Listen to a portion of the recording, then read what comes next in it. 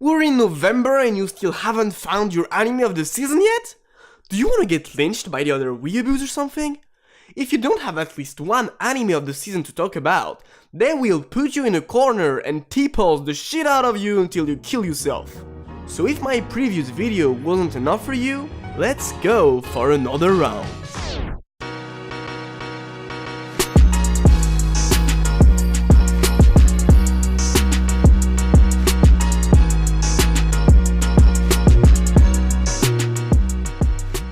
Bunny Girl Senpai is a very promising rom-com about a guy meeting a girl. Yeah, no kidding. This girl is suffering from a paranormal disease called puberty syndrome. That syndrome makes her invisible to the rest of the world except for the main character. But what is it that makes this show look so promising?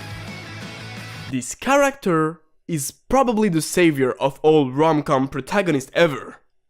For how many generations male leads have been abused by their own harem? How many slaps, how many punches, how many unjustified kick in the balls? Because Azuzagawa Sakuta arrived to save the day. If a random bitch starts picking a fight with him, he'll shit talk back to her with a straight face. If a girl kicks him in the ass for no reason, he'll kick back. If the girl he likes starts to tease him, he won't blush like a dumbass. He will tease her back until she blushes like a dumbass. The guy is super quick on the draw and always have a good answer. And because of that, the spiky exchange between the two leads is a pure delight. Don't be turned off by its trashy name and go give it a try. Well, talking about trash, Uzamaid is about a lolly Russian tsundere getting harassed by a Japanese lolicon soldier. Can you say that again? Lolly Russian tsundere getting harassed by a Japanese lolicon soldier. Fuck! Uzamaid is about an unemployed soldier named Tsubame. She ends up working as a maid for a house with an adorable Russian girl she fell in love with 2 years ago. Fuck! No matter how I put it, this show is just fucking creepy. I mean, look at that crazy bitch. She stalks her on the internet, in the bathtub. She got crazy abs. She can hide on the ceiling like Solid Snake, and she kidnapped the girl in her sleep to go camping in the woods. Then she explained her what the fucking Stockholm Syndrome is.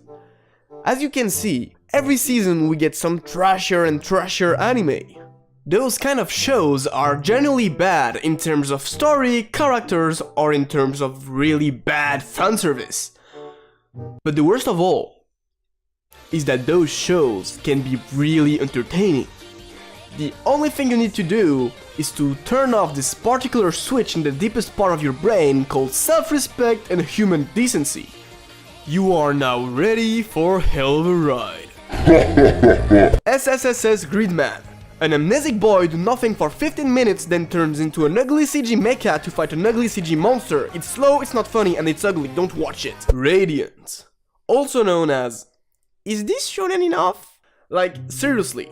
Everything was so shonen forced in that first episode that it felt like they gathered every shonen cliché they could find, put me on my 4 legs and shoved it all up my ass without even asking. It was painful and humiliating. Release the spice? The fuck is that? What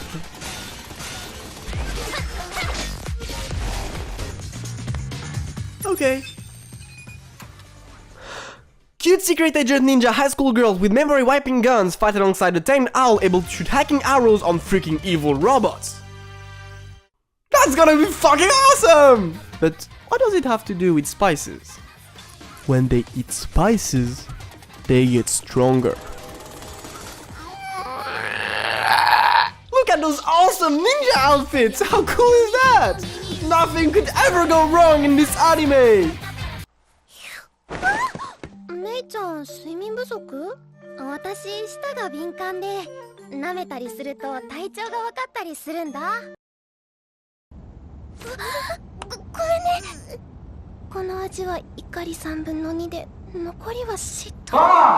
Well, for now it sounds like a chill version of Princess Principal. But hold your horses, because I'm very good at getting super hyped up for badass high school girls, but I'm even better at ending up watching a terribly average show for a whole season. That time I got reincarnated as a slime. Well, I guess everything is in the title. Like in any isekai, a dude with a boring life died and got transported to another world. But as a slime? A fucking slime? Is this real? Did they finally try something new in an isekai? And I mean something really new, because having a smartphone does not make you an original anime. The way the main character never loses his cool is just hilarious. The guy can neither talk, neither feel his body, but he keeps it together and tries to calmly analyze what the fuck is going on. Well, for now, we have an interesting concept and a very funny main character. Then the OP kicked in and oh my god. Can you feel those sexy isekai vibes? I really love the chill attitude of the main character. It has been a very long time since I felt truly hyped for an isekai, and I hope this one will not let me down. Auriga Sukeena Noir, not gonna say the entirety of that title. We have an eromanga sensei bootleg this season, and not the good kind of bootleg. The kind you find when you buy a Dragon Ball figurine on Wish. Eromanga sensei was trash, but it was the really entertaining kind of trash. This time, we have the same thing, except it's ugly, it's boring, and it's so sexually heavy that this entire anime looks like a bad hentai intro. Sagiri, who used to be a stepsister, got upgraded into a blood-related sister, which makes the whole thing even more fucked up than it already was. If Eromanga Sensei was a trash bag, this would be the stinky drop of trash juice that falls on your shoe sometimes. Is that Sword Online Super Ultra Mega X400? More sequels means more money edition? Oh yes, daddy. Please take my money. Well, now we have awkward angles of little boys playing around and Kirito is just as annoying as ever. Oh come on Kirito, can't you stop being a fucking weeb for a second? Well, if you still haven't felt off the SAO train, tighten your belt, cause you're about to go for another round with Asuna and Kiri go fuck yourself.